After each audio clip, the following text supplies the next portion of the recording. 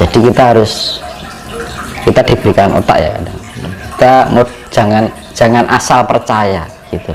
Aku pun juga misalkan ada pemahaman gitu, ya cek tak goleki.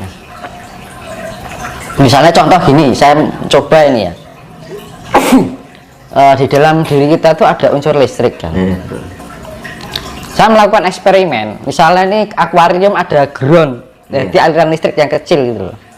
Kayak komputer kayak single sikut nak keren kan, nah itu saya coba ya, tak sobek sedikit gini ya. Ya satunya utuh, kan? Nah ketika kita yang utuh ini yang nggak sobek ini dimasukkan di ground itu, strupnya mau singkring gitu, sedikit kayak geringin. Tapi ketika yang disobekin disentuh dimasukkan ke air yang ada groundnya listrik langsung jedet, karena tidak dilindungi oleh kulit, langsung menyentuh darah. Nah darah kita mengandung unsur elektrika yang diarani nyawa. Nah itulah salah satu contoh bahwa kita tidak hanya mudah percaya roh nyawa apa. Nah kita diberikan otak untuk menganalisa, meneliti dan melakukan eksperimen. Akhirnya kita menemui sebuah hasil dan kesimpulan itu tadi, ya tak? Iya. Nah sebenarnya itu tinggal gambarannya seperti itu.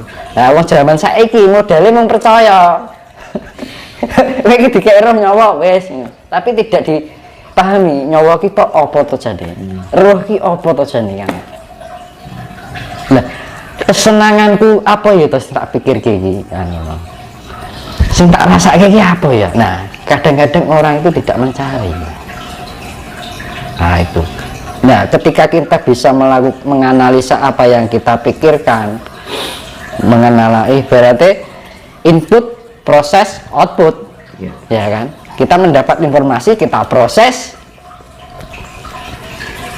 akhirnya kita bisa menerapkan output kan, ngono toh. Dan nek monggur percaya tok bleng, iki mau bermanfaat ora, merugikan ora, asal makan aja kan ngono loh. Jadi iki pelem ya, iki mbuki enek racun apa ora dipangan, ora diteliti sik ngono lho. Kan gitu. Nah, makanya kita kembalikan pada leluhur kita yang namanya Lemuria itu dulu seperti itu, orangnya itu cerdas-cerdas. Sebelum kita dihadapkan pada situasi bahkan zaman peradaban baru, mungkin akan ada di tatanan kehidupan baru.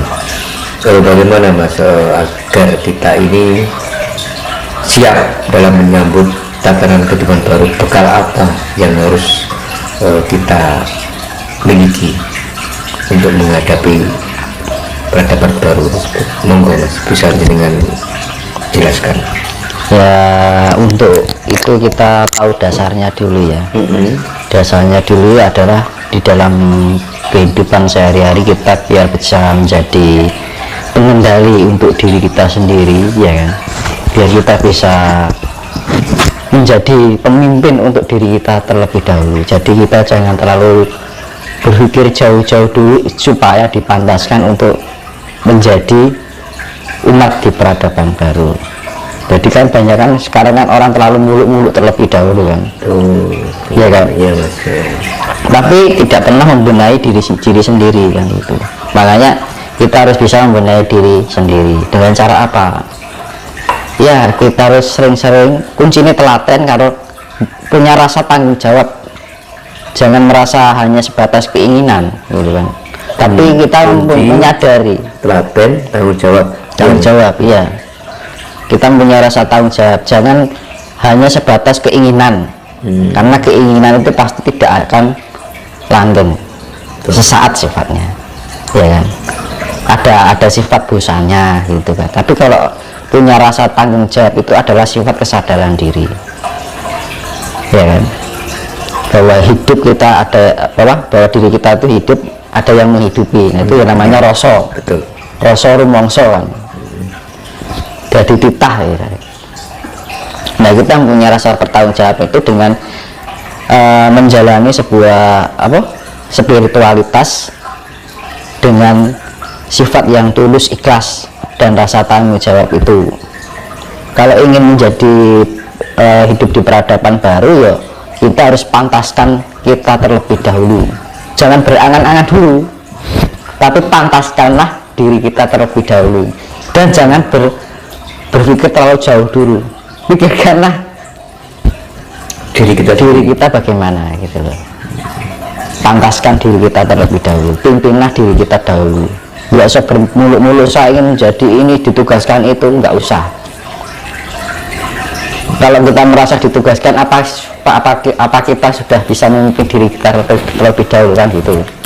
Nah, dengan cara apa? Kita olah cita, olah rasa, olah jiwa, olah karsa. Kalau kita sudah bisa melatih itu, nanti leluhur yang sudah ngejawantah ini, itu leluhur itu banyak kerajaan loh yang turun. Leluhur Lemuria juga ada, nah, gitu.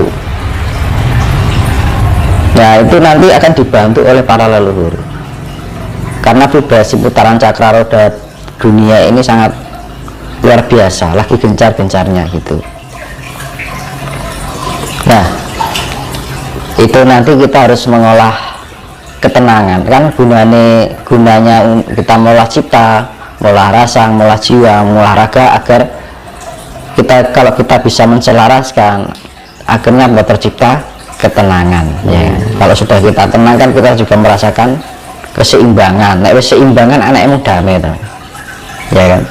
Di dalam kedamaian akan ada pancaran yang namanya energi kasih sayang, welas asih. Nah, welas asih itu modal utama untuk menjadi perilaku yang sifatnya budi pekerti, sifatnya menyejukkan. Ya, sifat asih kan sifatnya menyejukkan, menenteramkan, memberikan rasa ayem tentrem gitu kan. Jadi nggak ada sifat yang arogan, sifat yang merasa diri keakuan, ya kan. Nah, sifat-sifat keakuan itu dihilangkan, sifat-sifat merasa itu dikesampingkan, ya kan. Jangan terlalu berangan-angan terlalu jauh lah, ya kan. Kita berpikir, pahamilah diri kita dahulu, pantaskanlah diri kita terlebih dahulu. Dengan cara apa? Kita mensefrekuensikan dengan sifat pengejawantahan dari sifat Tuhan, ya kan. Ketuhanan, sifat ketuhanan kan, si Tuhan kan sifatnya lembut ya, sangat lembut. Nah, selembut itu dengan menerapkannya dengan energi kasih. Nah, kalau belum bisa menerapkan itu, ya mana bisa kita pantas. Misalkan gini, kita baru dikecewakan orang aja sudah dongkol. Nah, ya kan? Padahal fondasi utama untuk melatih pribadi kita adalah kesabaran. Kesabaran dasarnya juga kasih. Dan diremehkan orang, tidak mau, merasa terendahkan, akhirnya keluarnya ego, ya kan? Keakuan. Nah, orang Jawa kalau menghadapi itu harus bisa lembah manah, rendah hati. Ibaratnya gini, mengalahlah sampai tak ada seorang pun yang bisa mengalahkanmu kan. Ya kan? Merendahlah sampai tak ada orang pun yang bisa merendahkan. Jadi sifatnya kita Semar kan sifatnya seperti itu. Nanti wong iki petewo dewi kan. Kita misalkan gini contohnya, wah itu kamu apa? Misalkan kita dibanding-bandingkan sama orang, ya kan? Kita jangan meninggikan diri kita untuk mengimbanginya, tapi dengan cara apa? Ngelulu ini misalnya ini, misalnya aku direndahkan nih, justru kalau ketika saya direndahkan malah saya junjung dia, wah jenengan hebat, saya hanya orang biasa. Nah, itu caranya seperti itu. Manakala kita berbicara itu, dia akan tunduk dengan sendirinya. Wah jenengan hebat, kok bisa begitu? Kalau aku sih orang biasa, nggak punya kelebihan apa-apa misalkan gitu kan. Jenengan hebat. Orang ketika disanjung gitu-gitu kan malah pakai dewi. cara menghadapinya seperti itu. Iya. Menang kan ngasorake, iya kan? Iya.